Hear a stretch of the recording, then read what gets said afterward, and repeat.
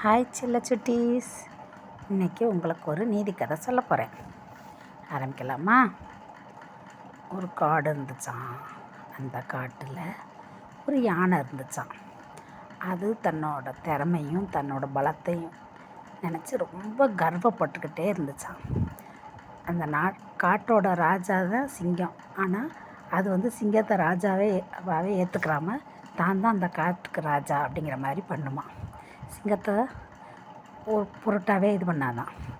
அப்போ பக்கத்து காட்டிலேருந்து ஒரு நரி வந்துச்சான்.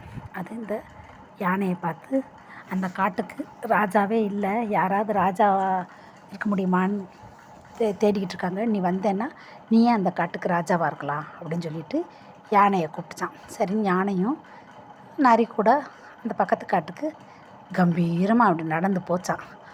போகல கீழே ஒரு குழி இருந்துச்சான். அதை கவனிக்காமல் அதில் கால் படவும் அந்த குழிக்குள்ளே விழுந்துருச்சான். விழுந்த உடனே நரிகிட்ட ஹெல்ப்பு கேட்டுச்சான், என்னை காப்பாற்று, எப்படியாவது என்னை காப்பாற்றுன்னு. உடனே ஆனால் நரி என்ன செஞ்சான், அது மூஞ்சியில் ஒரு குத்து விட்டுச்சான். விட்டு, நீ சிங்கத்தையும் மதிக்காமல் இப்படி பண்ணல, அதுக்கு தான் உனக்கு பரிசு அப்படின்னு மூஞ்சியில் குத்து விட்டுச்சான். எப்படியோ கஷ்டப்பட்டு அந்த குழியிலேருந்து தப்பிச்சிருச்சான்.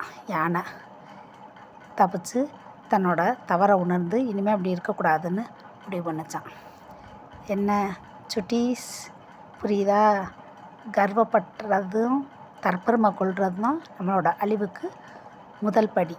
அதனால் அந்த மாதிரி தற்பெருமையோ கர்வமோ படக்கூடாது.